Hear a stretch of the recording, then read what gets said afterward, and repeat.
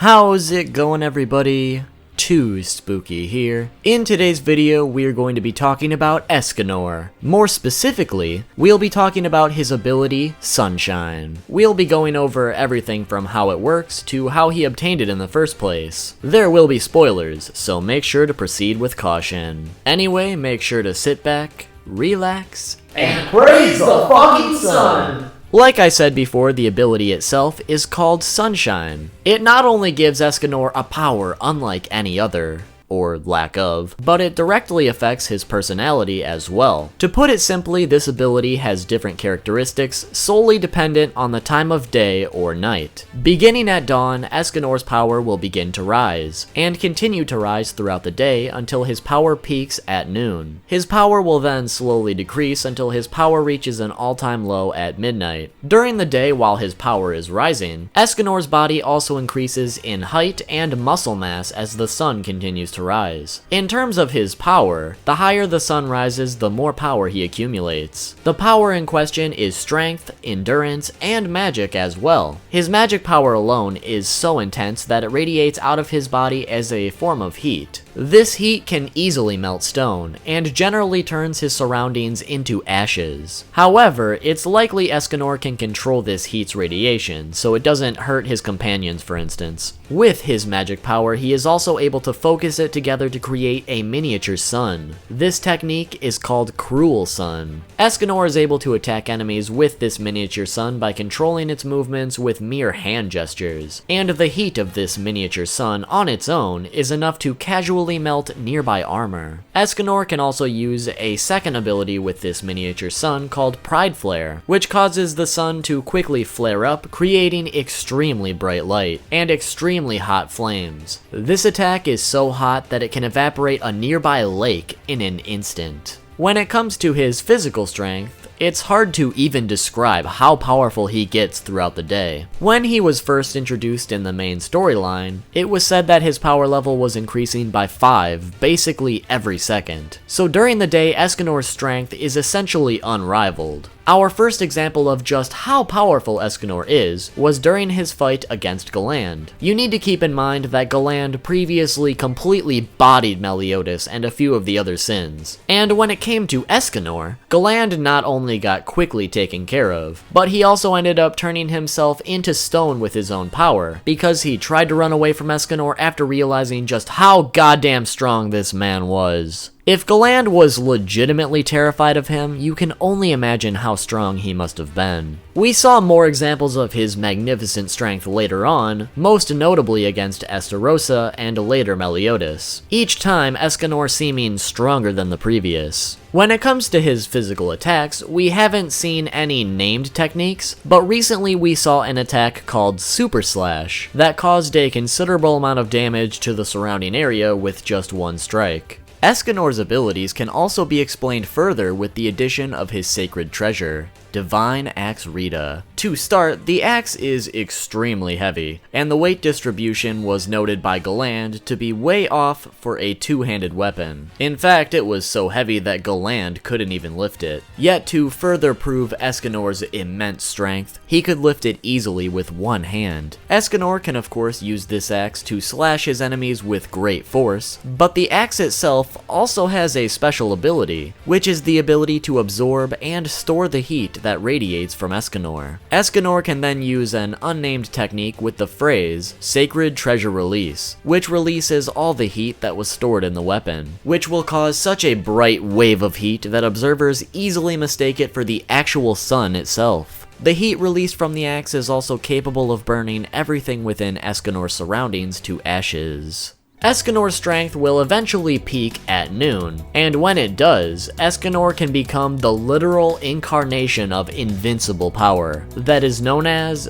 The One. While Escanor is The One, his body further increases into this massive muscle monstrosity that appears to be somewhere between a human and a giant in terms of height. and his power is legitimately impossible to describe, because he is essentially the embodiment of power. When we saw Escanor become the One, he was in a battle against Meliodas. At this point, Meliodas was in his assault form, which was gauged with a power level of 142,000, making Meliodas the strongest character that we've seen in the series from his power level alone. While Escanor was the One, he used an attack called Divine Sword Escanor against Meliodas, which is essentially where he karate chopped Meliodas with a downward motion and KO'd him instantly, leaving behind a huge cut on Meliodas as well. So while Escanor is the One, he is able to take out even the strongest of enemies. The only downside would be that this ability only lasts for a single minute, and it can only be achieved at high noon. It was also mentioned by Merlin after their battle that Escanor used up way too much power, and he probably burnt out all the energy he was saving up over the past how many years. So although we don't have confirmation, it appears for Escanor to become the One, he may also need to store up a bunch of power over an undisclosed amount of time. But again, we don't know, so take that with a grain of salt.